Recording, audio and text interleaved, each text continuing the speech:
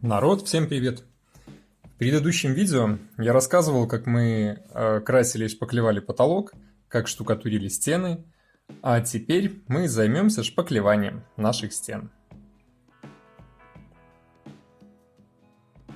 Стены мы будем, скорее всего, красить, и для этого нужна очень хорошая гладкая поверхность.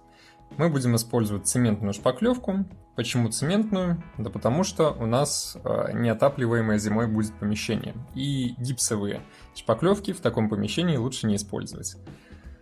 Все это дело штукатурили мы кнауфом ротбандом, а покрывать мы будем цементной финишной шпаклевкой от Ilmax 6400. Я ее уже пользовал, поэтому могу рекомендовать. Вещь хорошая. Для начала нужно пройти все стены скребком. Нужно это для того, чтобы при шпаклевке нам не мешал никакой мусор. Ни капли подобного рода от штукатурки, ничего другого. Полностью все аккуратненько проходим и затираем. Так будет гораздо удобнее работать в дальнейшем. Дальше грунтуем стены, и для этого я использую церезитовскую грунтовку. Это у нас супер грунт концентрат ST17 церезитовского производства. Разбавляем с водой по инструкции и наносим на наши заштукатуренные стены. Обильненько грунтуем. Нужно это, чтобы шпаклевка в дальнейшем не отвалилась от штукатурки, чтобы все это дело хорошо не впитывало влагу как раз таки, когда мы будем наносить. И ждем, пока все это дело высохнет. А пока она сохнет, в помещении стоит дичайшая влажность, поэтому приходится периодически проветривать. В теплом помещении, конечно, все это испаряется лучше, но приходится постоянно проветривать, потому что сидим как в бане просто-напросто. Ну а пока все это дело сохло, дошли руки, наконец-то заштукатурил дверной проем. Теперь можно будет шпаклевать все помещение сразу, а не делать работу по кускам.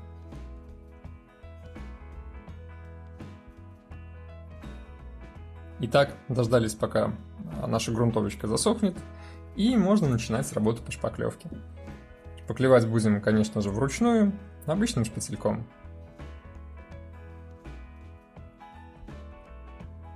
Замешиваем нашу шпаклевочку с водой до состояния сметаны. Ну, конечно же, опять же, по инструкции. Считаем, сколько нужно воды в пропорции на упаковке. И начинаем работать. Все это дело происходит в конце марта, в начале апреля. И, если честно, погода преподносит какие-то непонятные сюрпризы. На улице такое ветрище, что ветром даже порвало весь наш постамент под бассейн. Придется, я думаю, уже в мае делать все заново.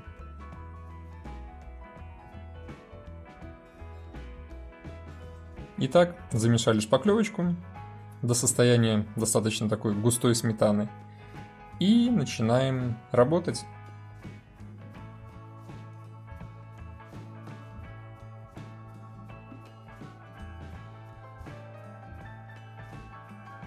Вот первое нанесение шпаклевки.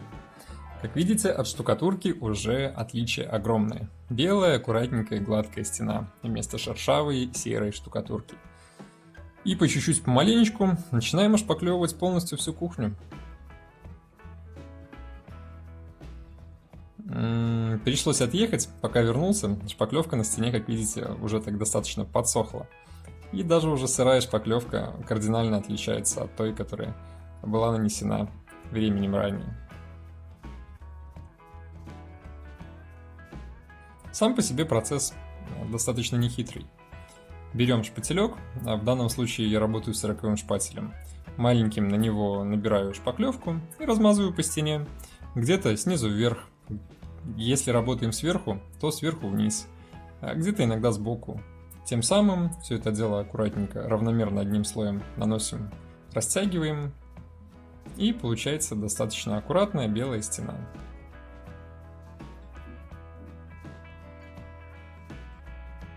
Как видите, результат налицо. Получается достаточно ровно и аккуратно. Таким вот образом мы полностью затягиваем всю кухню.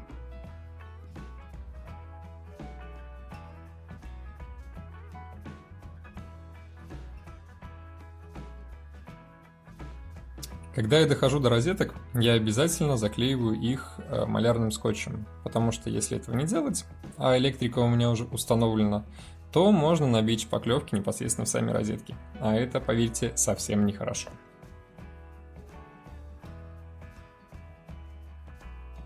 Вот такая получается красота. Серые штукатуренные стены превратились в красивые белые. Выглядит это на расстоянии достаточно красиво, ровно, но на самом деле, если приглядеться к стенам в упор, то будут видны кое-какие огрехи.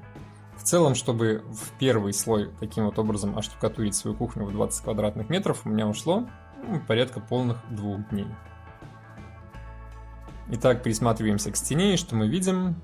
Видим мы на ней вот такие вот места стыков, когда мы, допустим, шпаклевали в разные дни. Оно как наплывом таким идет. Видим вокруг розеток тоже разного рода пузырьки, опять же места стыков, всякие шероховатости и неровности. Все это дело обязательно нужно убирать. И убираться это, конечно же, будет шлифованием. Опять же, ручным. Обязательно используем респиратор. Берем вот такую вот ручную шлифовалку. Шлифовать я все это буду шлифовальной сеткой, соточкой. И купил еще на всякий случай 2 листика наждачки, чтобы было удобно зашлифовывать в углах. Когда вы шлифуете шпаклевку на стенах, то очень рекомендуют пользоваться боковым освещением, ставить прожектор, который светит сбоку, тогда видны абсолютно все неровности и шероховатости. Но, к сожалению, прожектора у меня нет. В этой ситуации очень хорошо спасает налобный фонарик. Вешаем фонарик и под фонарик начинаем все это дело шлифовать.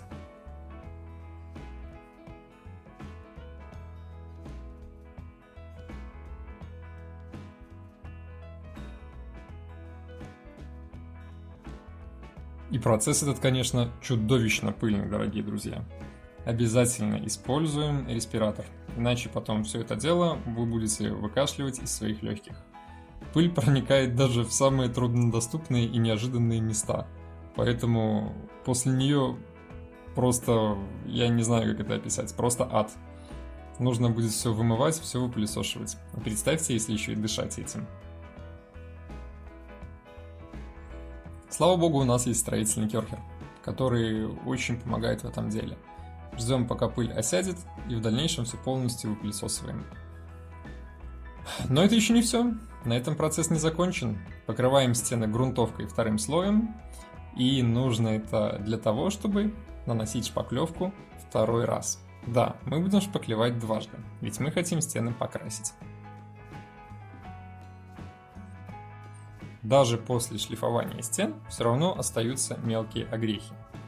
Разного рода ямки, разного рода, опять же, неровности, переходы и шероховатости.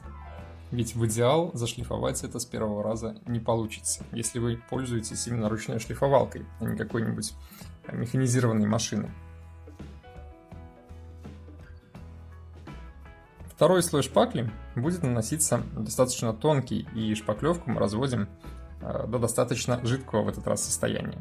Тем самым тоненьким слоем вот такие вот ямки и шероховатости мы забьем 2-м слоем шпаклевки.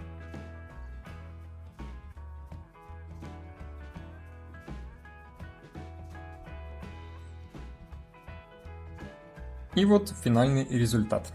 2-й раз я зашпаклевал всю кухню в достаточно тонкий слой жидковатой шпаклевкой примерно за 1 день. Начал в 10 утра и закончил в 7 часов вечера. 2-й слой наносить было гораздо проще, ведь стена была уже ровненькая. Все это дело подсохло. Опять же, местами есть, но уже легкие наплывы, пузырьки и небольшие шероховатости. Все это дело нам, конечно же, опять же придется затереть 2-й раз. Делаем все то же самое, что и в 1-й. Берем нашу ручную шлифовку, вешаем сетку и не забываем про респиратор, ведь легкие нам все еще понадобятся.